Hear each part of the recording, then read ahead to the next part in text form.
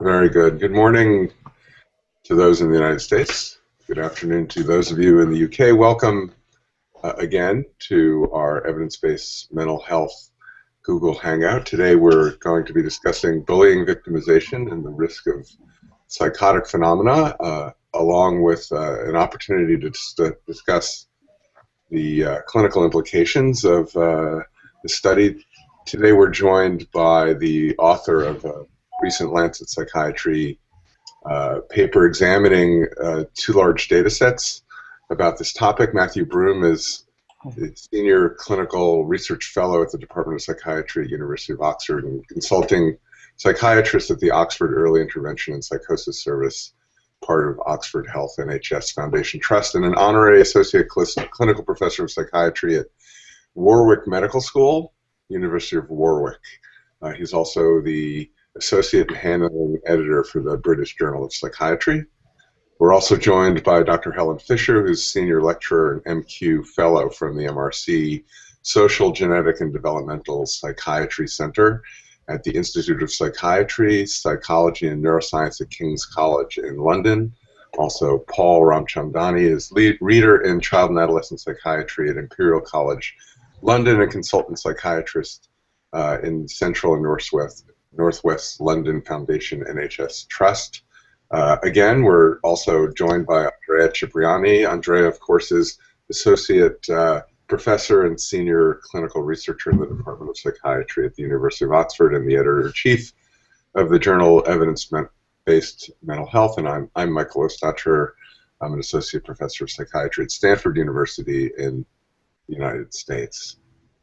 Today, Matthew will be presenting his recent paper with some slides, and afterwards we can have, I think, a vibrant discussion. As usual, please follow us on Twitter. If you use the hashtag EBMHchat, hashtag EBMHchat, we'll be able to receive your questions and follow them, try to answer them as best we can live online during this Hangout. Matthew, we can put these slides up, see how this works.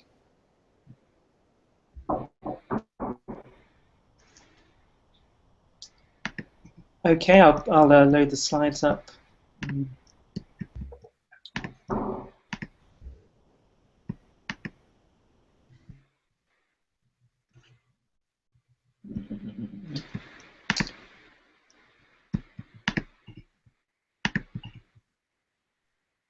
Sorry, it's not finding them at the moment.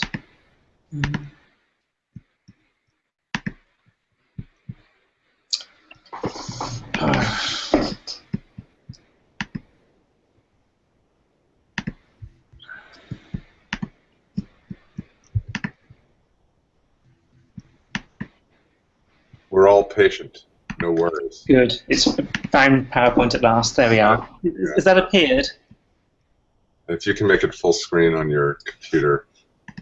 I think when we tried that, it didn't work so well, Michael. So this was the way I found was best to present it. So yeah, thank you very much for inviting me to talk about this paper with my colleagues, published in the Lancet Psychiatry earlier this year. So this is work carried out with colleagues in Oxford, in London, and Warwick, and as Michael said, it's a paper looking at bullying victimization and the risk of psychotic phenomena in two large surveys in the UK. And this work really was fairly serendipitous in the sense that I've not worked in this area before, but have an interest in the onset of psychosis. But when I moved to Oxford, my first 2 years as a clinician were spent working in the adolescent inpatient unit in Oxford. And Dr. Catoni is a psychiatrist from Naples who came over to spend a year with us in Oxford, both for clinical interest and for research. And Gennaro was very interested in this kind of question, with the relationship between bullying experiences and the content of people's psychosis when they develop an illness, if they develop an illness. So a lot of this was, I guess, Gennaro's interest in child psychiatry linked with my interest in the etiology of the onset of psychosis.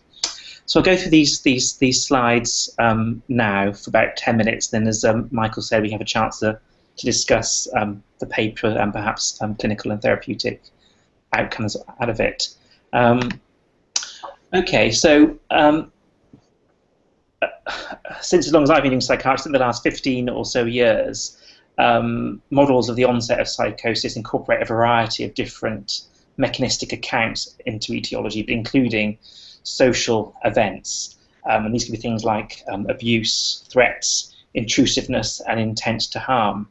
We also know from wider literature about migration, particularly in the onset of schizophrenia, that those with low or diminished status may be more prone to mental disorders. And Jean-Paul Selton and Elizabeth Camtegray talk about social defeat being one of the possible explanatory factors in psychosis. So I guess the point is that bullying is one of many variables that may be leading in towards a psychotic presentation in later life. So I guess this slide also touches on what bullying is. So definitions we used and found in the literature are these, really. So it's something about being repeatedly exposed to a negative action intentionally by another. So something about repetition, something harmful, and by another person where there's an imbalance of power. The harm can be direct, so psychological or physical harm, but also can be more indirect and about manipulating peer relations. Often the victim sees this bullying as limitless and inescapable. And of course, some of the bullying can also overlap with other types of trauma and abuse, such as physical and sexual abuse. And I guess what occurs in common between these various exposures, they can cause humiliating distress in the sufferer. So I guess bullying is one of many factors linked to the way people commonly think about psychosis, etiology, and the onset of mental disorders more generally.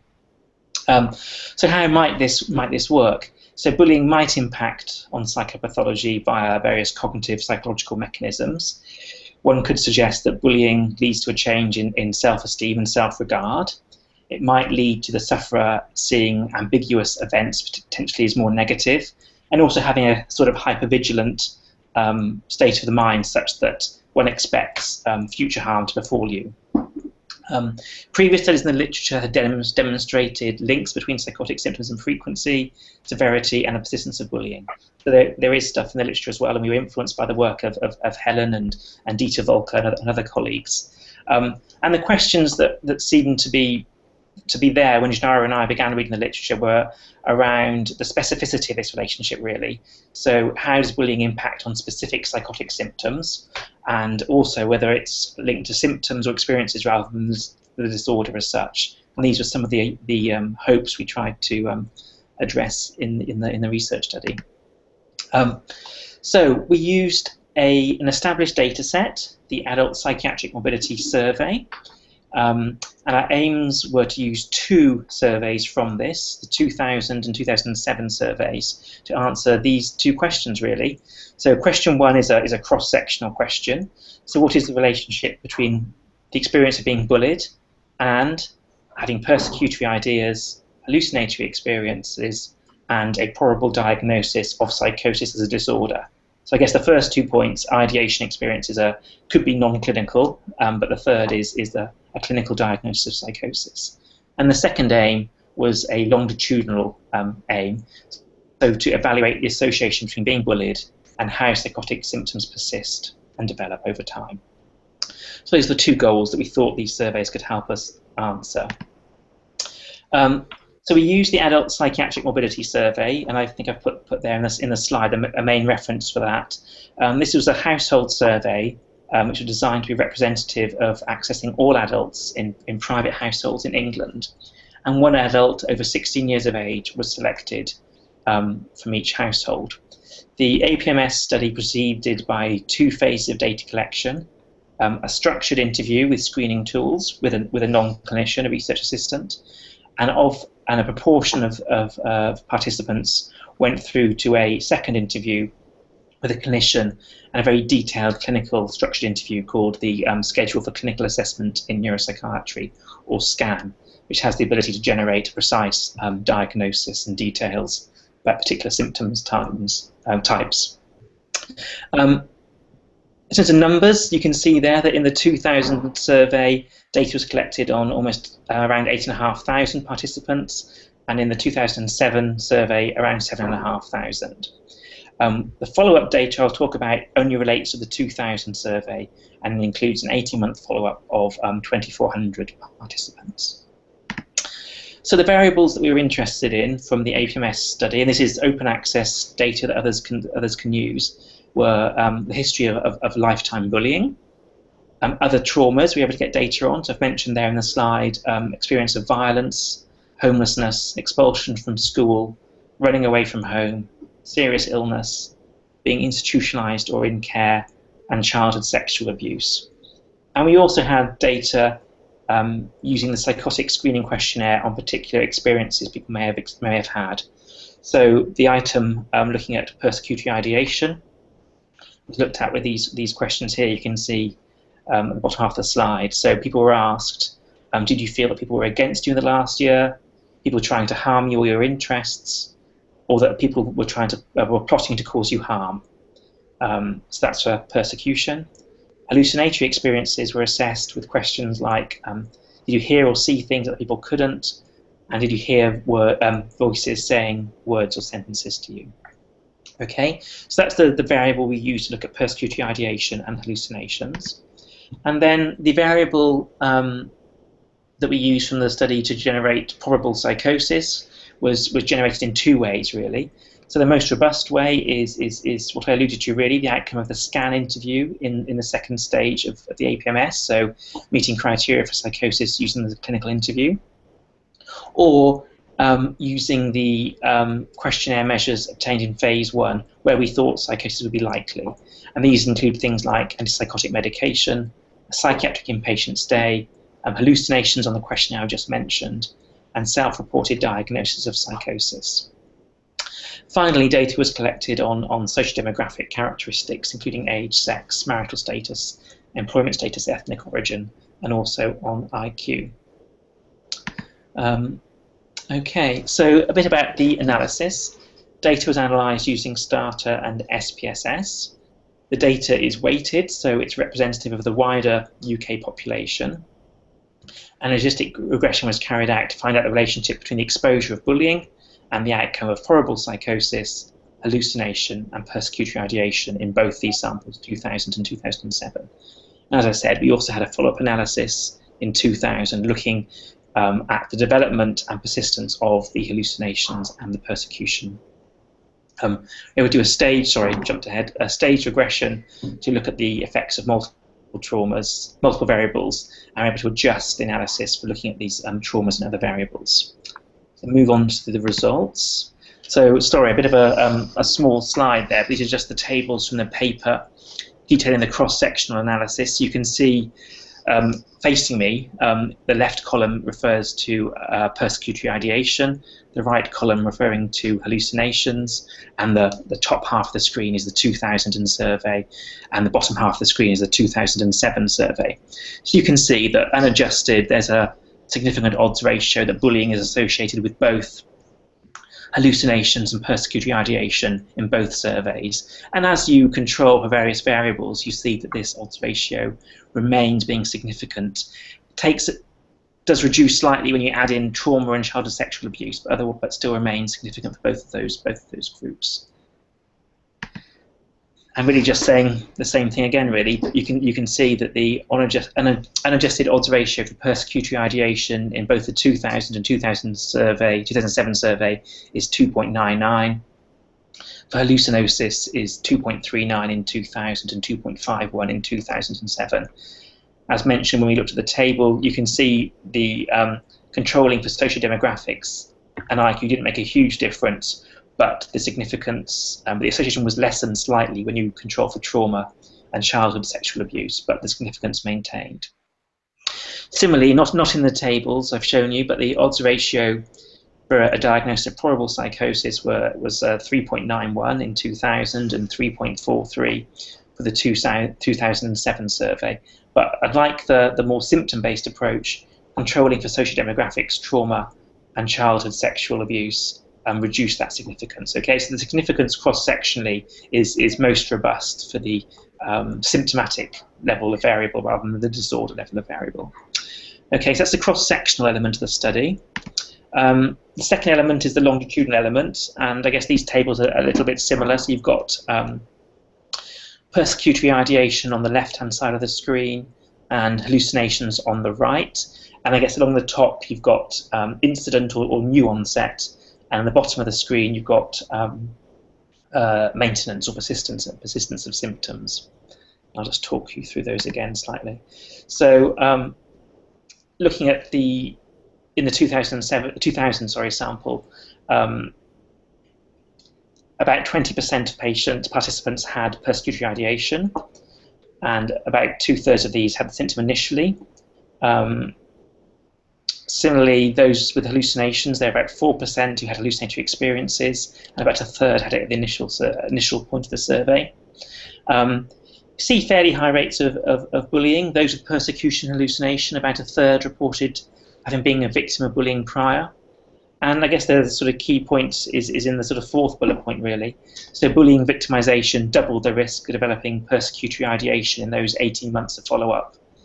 And in those who already had reported persecutory ideation at baseline, it predicted the persistence of the symptom even after controlling for confounders. So predicts onset and continuation.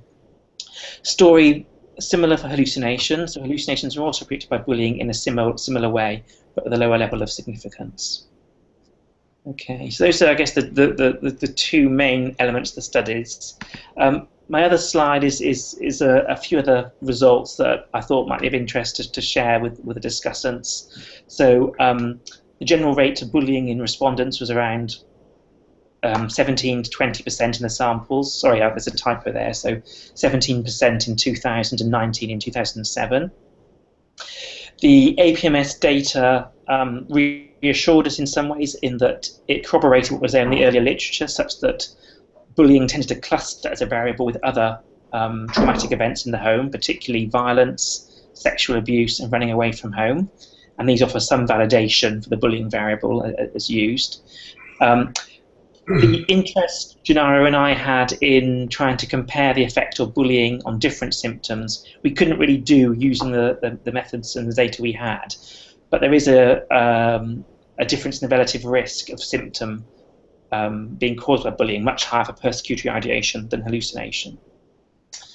Okay, so I think I have two more slides to finish off with. So I guess we'll end with thanking my collaborators on the study, particularly Gennaro Catoni for having this idea and leading on the analysis of this work, and Paul Bebbington for helping us with the APMS and the analysis, and Daniel, Elizabeth, Belinda, and Stephen.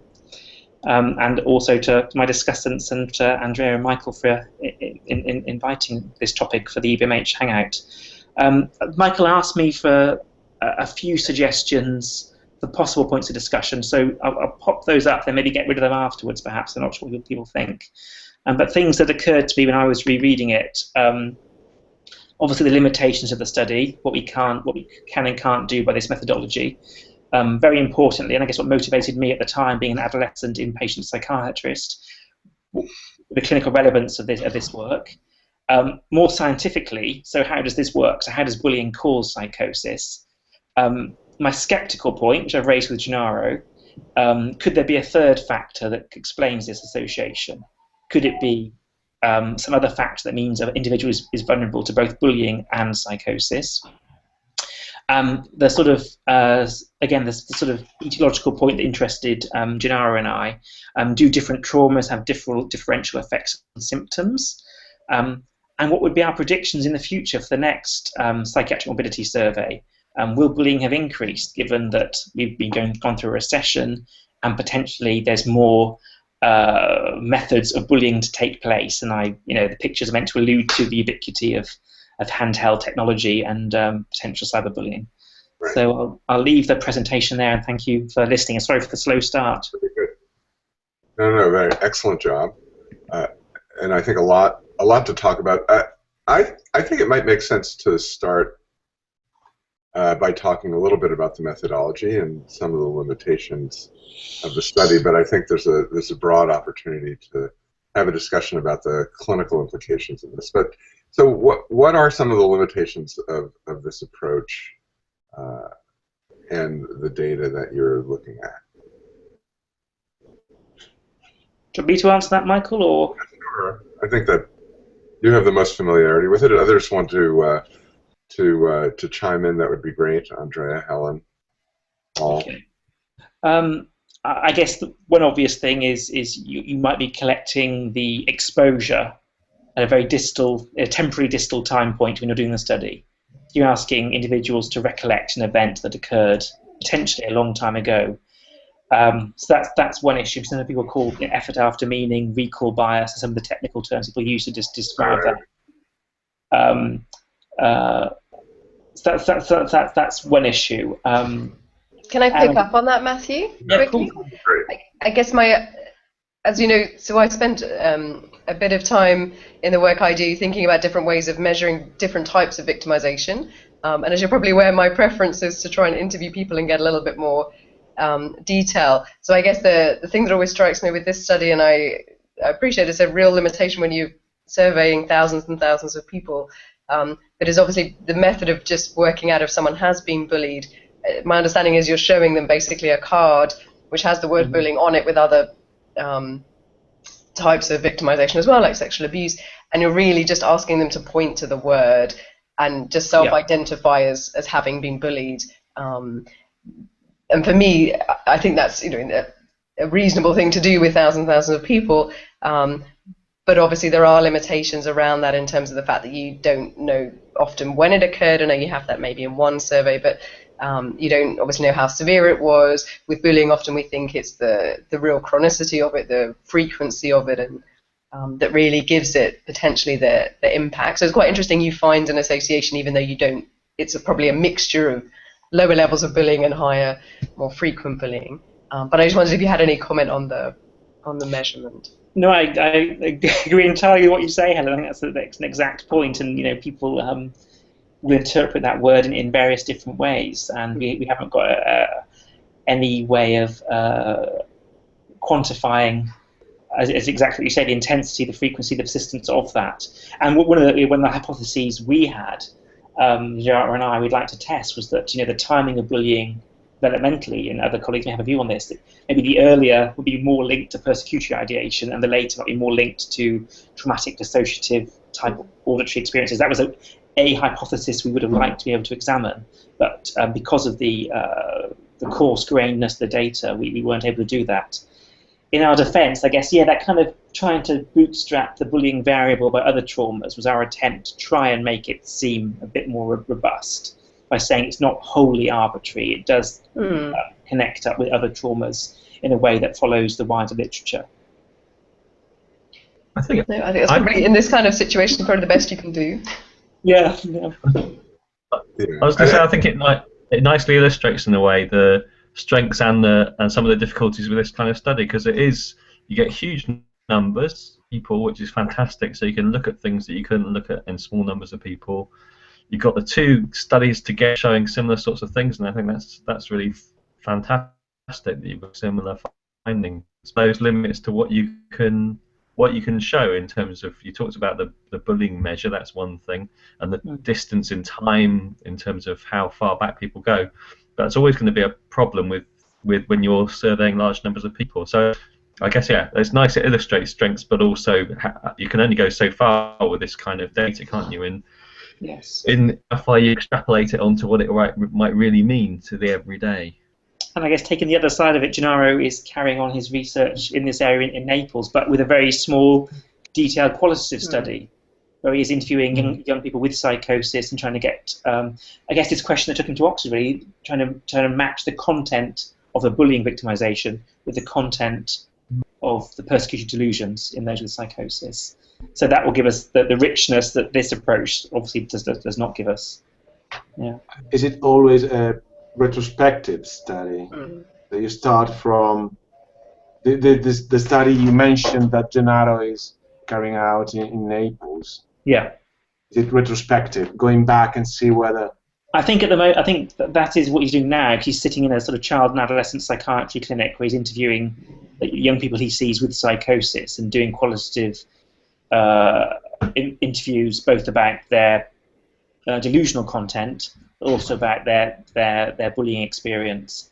There are some, I think I saw just this last month in, Helen might remember, was it in JAMA Psychiatry, a longitudinal study of a Finnish cohort about bullying and mental illness. That was a longitudinal epidemiological study, I think.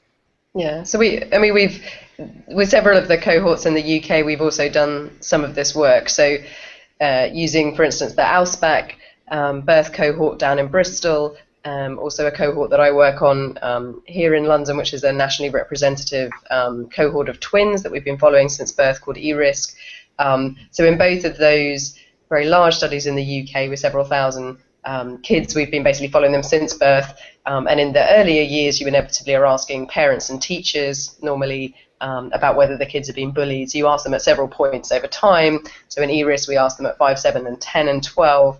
And then we ask the kids themselves at 12 to kind of do a bit of retrospective report for us, because often before that it's quite difficult to ask them. And in both of those studies, we've had a couple of papers out at least showing an association between those kind of combined prospective-ish accounts of bullying and psychotic symptoms in the kids, and also when they enter adulthood. What we don't have in those types of studies, because they're very big general population studies in a different way, is we don't have enough numbers to really look at the fine-grained symptoms. So we can say they have a psychotic symptom, but we couldn't do what you were able to do in this study, which is say that they seem to be more linked, for instance, to more paranoia type experiences rather than hallucinations. But we certainly see across slightly different methods a general association with psychosis type symptoms.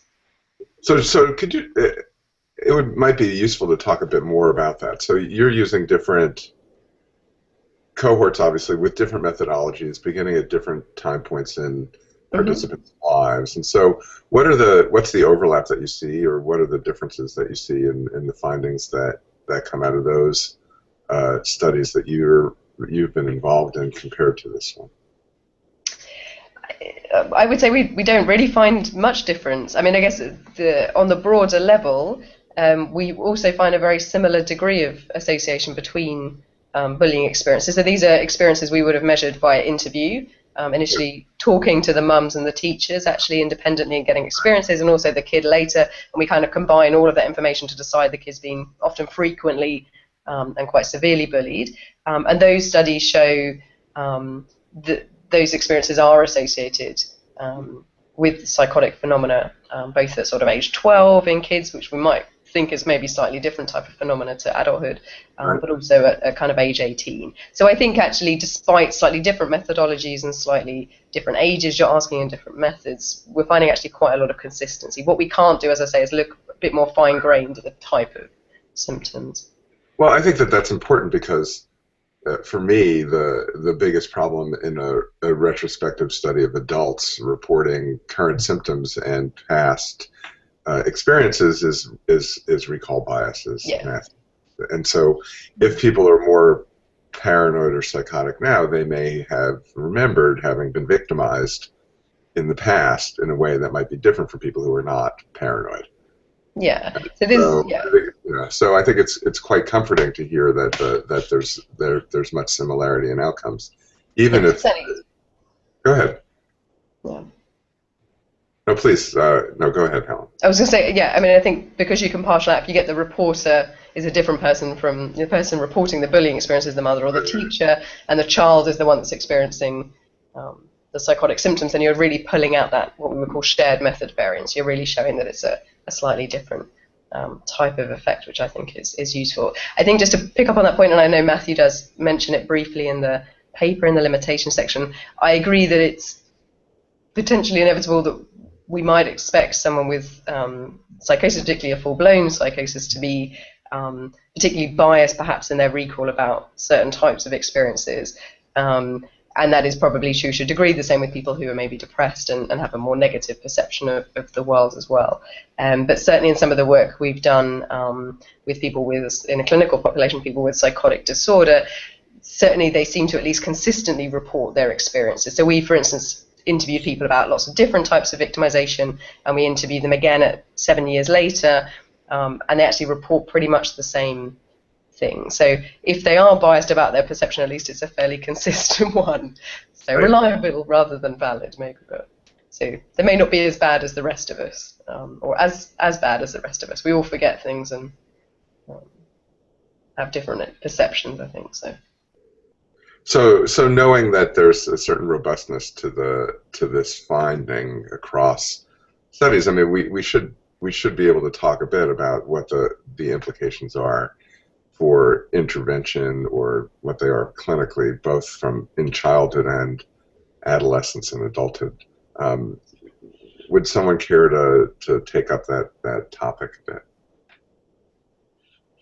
Paul, do you have comments? I guess I'll add one. I guess one, because there's one step further, isn't there, between there being an association and thinking about what we do about it, which is the idea about whether this is a causal relationship and how specific it might be, and that's one of the difficulties, I guess, with the current literature as I understand it. You know, it's very difficult to be sure about how causal this is. It seems to be a really important risk factor for a whole range of mental health problems. It seems to be really consistently associated with psychosis, but trying to tease apart quite where it fits on in terms of, does it cause an episode? How important it is as a cause is an extra step, if you like, and I think this paper goes some way towards that, but doesn't seal that deal. So I guess I'd be interested, because Helen's done other studies and Matthew involved in this one, and in how far they think it takes us towards thinking of looking as a causal factor. Yeah, I think it's always if I'm allowed. Yeah, it's difficult. I mean, it is really an association, and Matthew, I think, brought up in his discussion points that there may be other factors that might be involved, and I'm happy to chat about one of those in a minute, but it occurred to me that a paper actually that's quite useful if people want to think about this a bit more is a paper by Ian Kelleher, I think in 2013 or 2012, where, again, using a longitudinal sample, it's much smaller than this, but they actually show there's a bit of a bidirectional effect as well. So kids who were bullied were more likely to have psychotic phenomena during adolescence, but kids who had psychotic phenomena during adolescence that had never been bullied before were much more likely to go on and be bullied. And you can understand that that would make sense. If you're acting rather strangely, you're much more likely to be picked on by other kids around you. So I think it's likely to be a fairly complex association, and but certainly what they found was if the bullying stopped, the psychotic phenomena also seemed to reduce a bit. So that would be a little bit of evidence for some causality, but I don't think it's going to be just a straight one direction association. And that was kind of my worry. Oh, go ahead. Sorry, Michael. That was kind of my worry, Paul, as well, really. So coming out of the kind of neurodevelopmental model of schizophrenia type of thinking that I was trained in, my kind of but my scientific thought was, are the children who are bullied those who are neurodevelopmentally impaired? And they're both at risk for bullying and of psychosis, but those are kind of independent, as it were. And again, from the work I've done with Gennaro, I mean, Helen will know this, that those who are victims of bullying tend to have greater developmental delay, higher levels of social anxiety, higher rates of autistic spectrum disorder. There's quite a few other things going on as well. So yeah, I think we have to be quite cautious about the causal story. On the more positive side, when we are trying to do a kind of mediational analysis, trying to look at the APMS data in more detail, trying to unpick the explanatory connections between the bullying variable and the outputs, looking at mood instability, anxiety, etc., and where the kind of steps lay on a bit more of a causal chain. So Gennaro and Paul Bedington are working on that at the moment, I think. Yeah. And Paul, since you brought up the question of causality, would one need to have a strong sense that there was a direct causal relationship in order to do an intervention for bullying? In other words, does this data support some sort of a way of thinking about an approach to children or intervening, or is that something that's sort of beside the point? Well, that's a fair point. I guess we know bullying in so many different ways. I don't think we need to be sure that it's causing psychosis to think we should intervene for bullying. Right. For sure. I guess the two questions are slightly separate, aren't they? Because it's interesting and important to try and understand the relationship, but bullying is important enough on its own, I think, to warrant us thinking of it. Right. I'll jump in because Paul's breaking up a bit, and I guess there's quite a lot of literature, particularly around coming out this year, but also in subsequent previous years, suggesting that actually bullying is associated with quite a wide range of mental health problems, actually through the life course, and also physical health problems. So over sort of 30, 40 years, and some of the much larger longitudinal data sets. So I think regardless, it makes sense to, if kids are being bullied, to go in and try and help them deal with that for a variety of reasons. Whether it, and hopefully that would, in essence, if it was related to psychosis, it would also push them off that potential trajectory as well. In terms of whether it makes sense in people who already have psychosis to think about that, but I think that's a slightly different. Right, and would it be worth it to screen kids for psychosis and to specifically intervene with that population to prevent bullying? In other words, even if there isn't a causal relationship, it may be that kids who are more prone to having psychotic symptoms and being peculiar or different may be more prone to be bullied. Is this a specific symptom that might be something that teachers and others should be looking for in terms of the risk factor? I think clinically I would. I'm not sure whether my evidence base would be right to be doing those. But thinking, I mean, I thought, thinking both in my practice now in early intervention psychosis, but also in adolescent psychiatry, was something we took extremely seriously as a multidisciplinary team to try and address bullying in the school and in the workplace, now in the adult population, to try and, I guess, mitigate any factors that may be leading to persistence of psychiatric illness and or particular type of psychopathology. I can certainly think of, concrete cases where, at least talking to the young person, their admission or attempt to end their life was very much linked to, an indiscreet picture sent around that then got sent around the school, and they felt that their life had been destroyed in a relatively impulsive one-off act. Yeah. And as we were saying before you went online, I've worked with adults who relate a workplace bullying to prior bullying in childhood and a relapse of their psychotic illness. So intervening with occupational health colleagues in workplaces can be very important, I think, as well as teachers in schools. So may I ask you, it's probably a silly question, but is it possible to define or agree on a threshold for bullying? Because talking about bullying, one of the things that spring into my mind is the experience, but the background. I'm from Italy, and I have to say, when I moved to the UK, the threshold for what you consider bullying may vary a lot. So I was wondering, not only from a scientific point of view and for research, but also for practice, do you have any comments about the thresholds or what you can consider bullying? That's a good point. Helen may know more than me about this. I mean, that we use this rather crude tool, as Helen mentioned, to elicit the variable in the APMS. And the definition is one I've given you, really, which is this: it's got core themes about repetition, about power differential, about intentional harm. And those seem to be the kind of core criteria. But it's somewhat in the eye of the beholder. I certainly had, trainees I work with who tell me they've been bullied by X, Y, and Z, and I've not really. There's been a sort of semantic discussion about it. So I think your point is a good one, Andrea. I'm not sure whether Helen can say any more about a more standardized scientific definition for the variable. But you're also, Andrea, raising a cultural question, aren't you? Which is that what constitutes bullying in one culture may not constitute bullying in another culture, and it may well be that the context in which people are self-identified as people who are bullied may be different in different cultures. Yeah. I don't know, Helen, do you have any comments about? I don't know if I can say much more than Matthew, really. Yeah. I think it is difficult. Normally when we study it in research, we would look at people who've been at least persistently bullied. But as Matthew says, some of those people will shrug it off and it won't be a big deal, and other people will have been bullied slightly less frequently and slightly less severely, and be very affected by it. So I think that someone is bringing individual characteristics to the situation. It will also a bit depend on what happens around the bullying and after the bullying. So, for instance, in another study that we did, we showed that if kids were bullied at school and they were also maltreated at home, so they kind of, it's more pervasive, the victimization, so no matter where they turn, someone seems to be victimizing them. For instance, the psychotic phenomena were much more likely.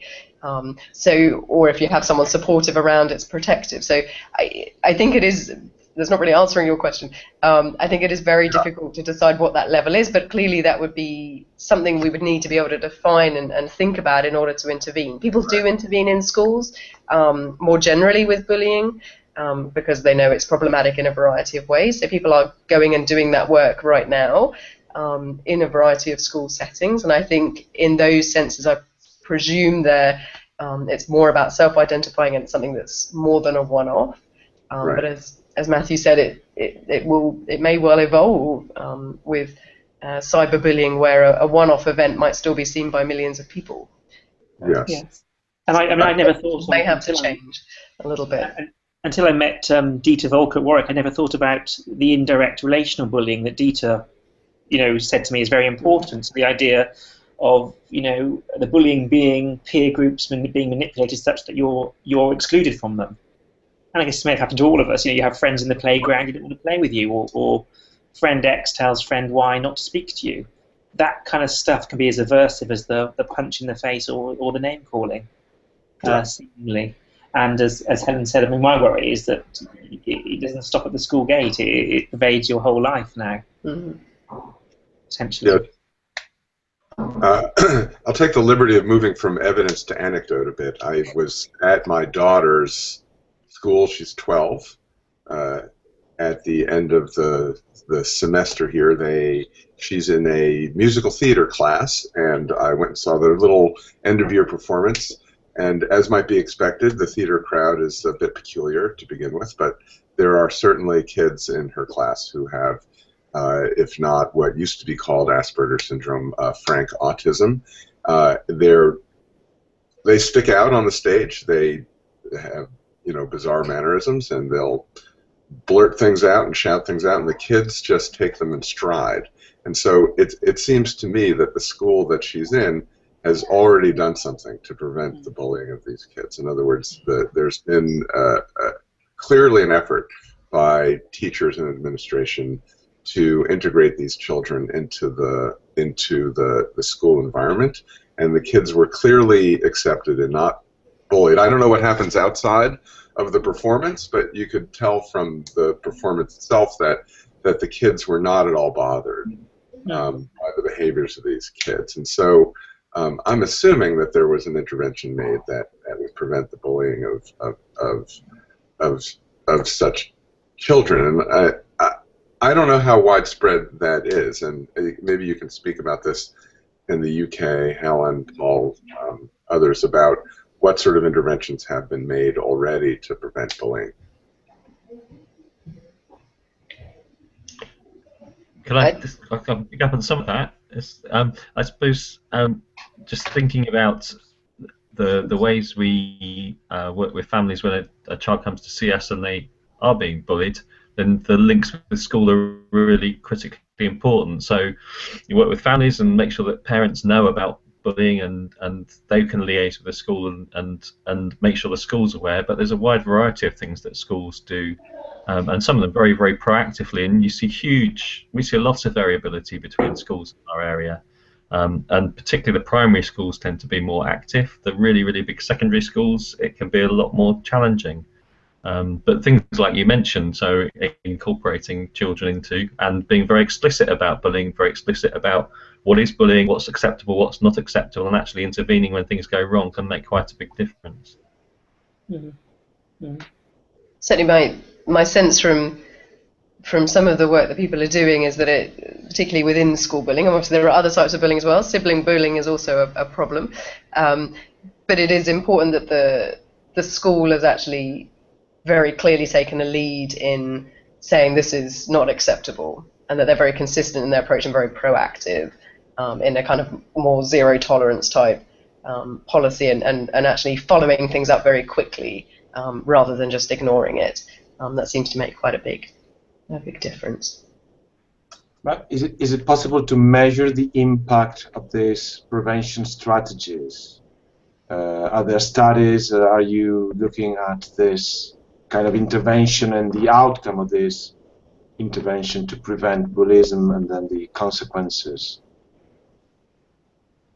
I'm not involved in those myself. I don't know if anyone else is, but there certainly are trials going on to look at different ways of intervening in schools.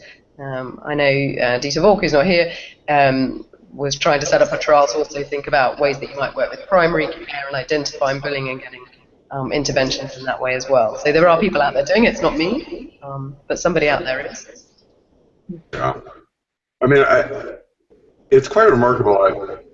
If you do I mean, I just did a Medline, a PubMed search, just using the term bullying.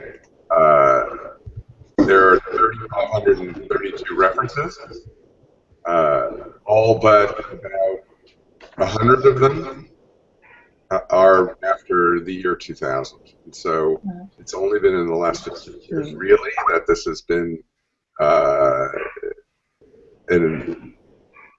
topic of study, and I think that probably in and of itself shifted the discussion in schools and workplaces.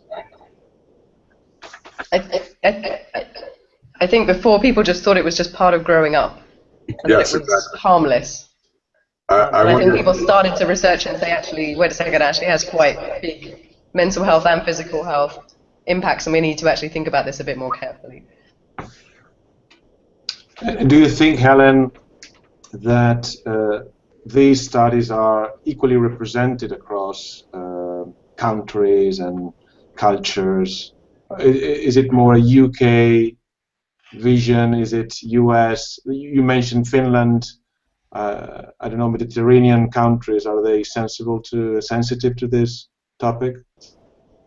I don't think I have a full view of the full literature to know, but I would assume, as with most things, the initial literature is mainly from the US or the UK and other parts of Europe, and probably some from Australia. I don't know whether there's enough to really look at cross-cultural differences. There should be. I think with all of these kinds of sort of environmental or social exposures, it's really useful to see whether effects hold in certain cultures. If there are certain cultures that maybe are more protective, helpful, and they certainly would give us clues to how ways we might prevent or make kids more resilient to it. So not that I'm aware of. I don't know how vast the literature is. My suspicion would be it's fairly narrowly focused on a certain number of countries. I think there's some link with urbanicity, from what I recall, that bullying's more common in urban centres. So children who grow up in that kind of setting, which again is one of the potential confounds the link with psychosis. Yeah. So again, you could say that's relevant. It could be just pointing at other things that can cluster in cities altogether, such as racial discrimination and poverty and deprivation. I thought another thing that's worth bringing up, you were mentioning earlier about a potential third factor influencing, which might be some of these things that we're discussing now, would be something that I work with as well, which would be genetics. Yeah. Which may not always be the most comfortable thing to discuss in this kind of forum, but I'm just conscious that someone I know quite well, called Angelica Ronald, published a paper this year, I think in May, in Schizophrenia Bulletin, looking at the genetic overlap between bullying experiences and psychotic phenomena in adolescence. And she certainly shows that this is using a twin design where you can pull apart what the genetic component is, not what specific genes are involved, but just is there a genetic component, how heritable is it, and what's environmental. And they find, I think, over 90% of the genes involved in bullying are also, the genetic component is also involved in psychotic phenomena, particularly paranoia. So that is a slightly different way of looking at this, and that would suggest that actually it may not matter which culture you're in, potentially, because it may be that certain genetic, certain genes are actually influencing certain characteristics that are making you more predisposed to both experiences. And as you were saying earlier, that might actually be things that are influencing neurodevelopmental factors, so it might be more to do with perhaps having lower cognitive ability early on, being more susceptible to a variety of different types of environmental experiences. Maybe you're more sensitive to stress, and perhaps have different regulation of your stress systems as well, but also perhaps having certain personality characteristics as well, so perhaps being more hypersensitive. And if a kid who's picked on, who immediately cries and gets very upset about it, is much more likely to be picked on again than a kid who just shrugs it off. And some of those things are likely to be shared across the two things. So we would need quite a lot of work to work out what those things are, but I think that's an interesting factor to think about, and think about how is that actually coming out, and would certainly have a big implication for intervention. So actually they showed that the genetics was important, but also the shared family environment was important as well. So then you would want, if you were going to design interventions, you want to think about actually helping the child, as you were mentioning kind of earlier, if you are coming across as a little bit odd, how can you deal with that and make kids less likely to pick on you? How can you boost cognitive resources, but also can you get the family more involved in thinking about that with interventions as well? Yeah. This is one of the questions I wanted to ask to the panel, to you, Helen, Matthew, and Paul, about the working with family and children who are bullied or have been bullied. Which are the main difficulties? Which are the main problems?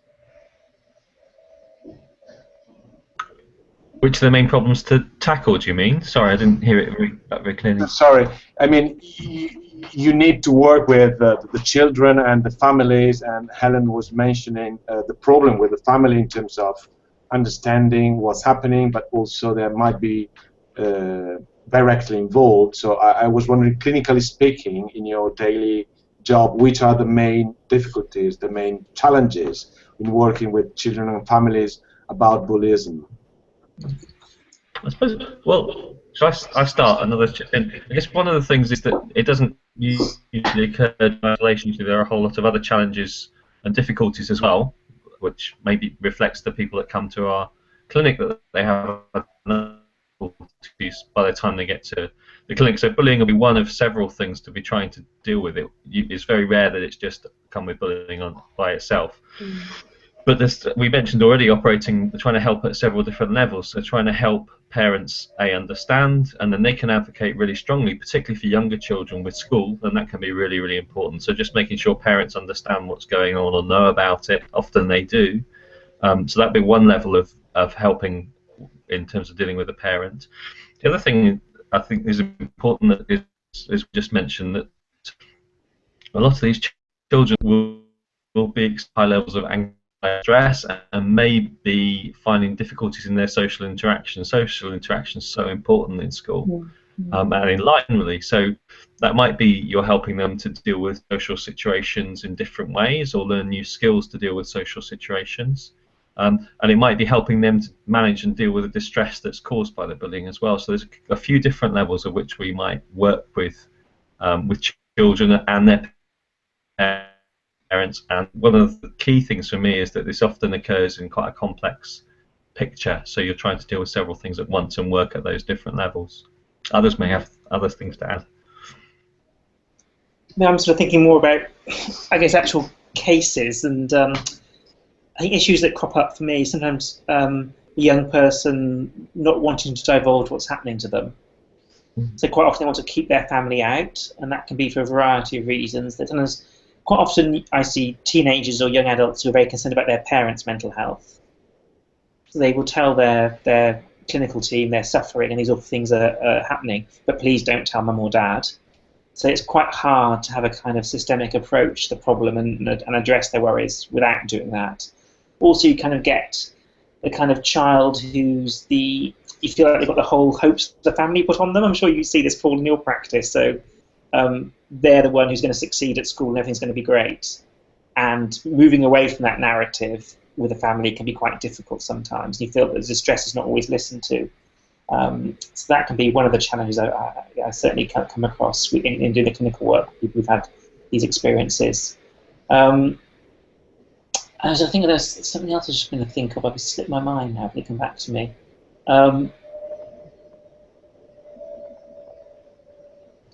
Yes, and oh yeah, sorry. The last thing I was thinking of is the kind of young person who would rather a kind of slightly aberrant, abusive social relationship to none whatsoever.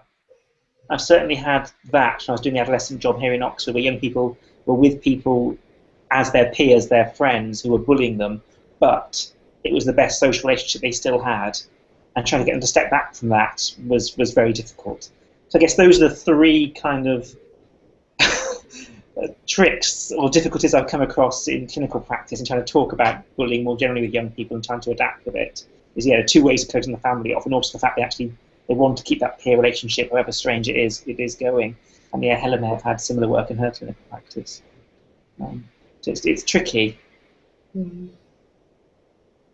I think the other thing that we see quite a lot when we look at when we research with the twins, they also bully each other, and other siblings in their family bully them. Now, those sort of people you cannot get away from because they're in your family home.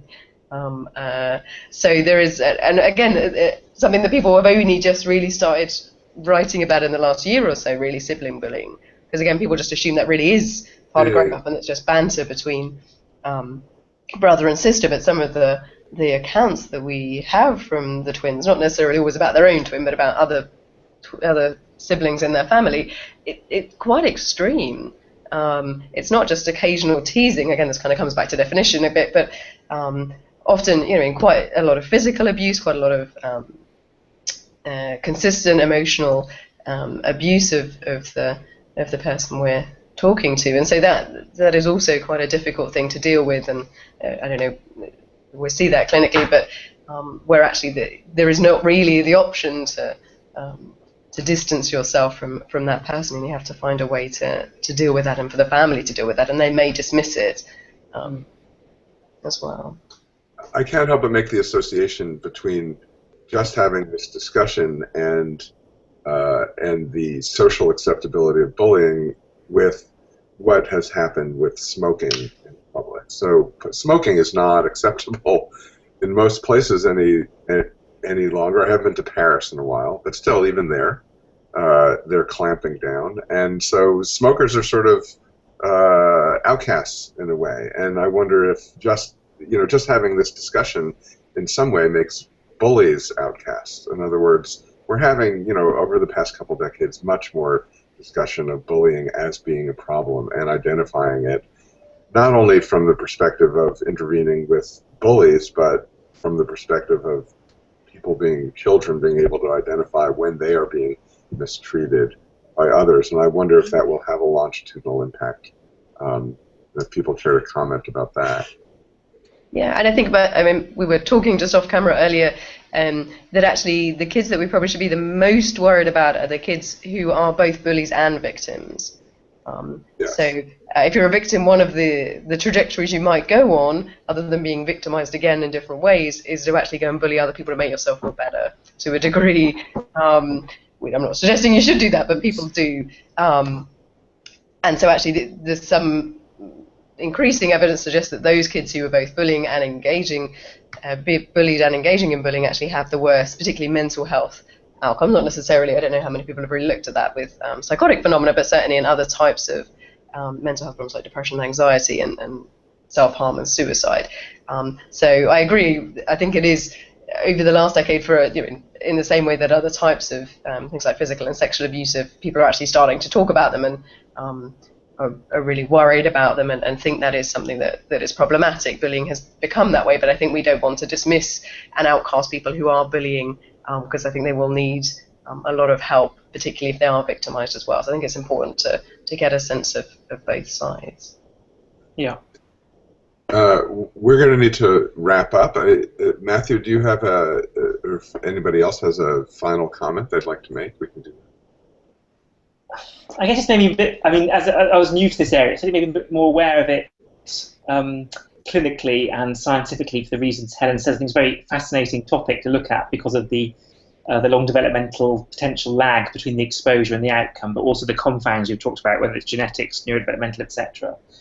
I guess also maybe reflect on, my life in the sense that we're all in positions of power with other individuals and how we manipulate that power relationship with our trainees, our bosses, our students, and the sensitivity we have to show in our own work. So I think this is a problem we have to navigate throughout the whole life, not just in childhood. That's terrific. Well, our hour is up, and I'd like to thank again our participants, Matthew Broome from Oxford, Helen Fisher from King's College London, Paul Ramchandani from Imperial College London, and of course Andrea Cipriani, also from Oxford. I hope you'll follow up by watching this on YouTube, following us on Twitter and on Facebook, and thank you again for joining us. Thank you. Thank you very much. Cheers, everybody. Thanks.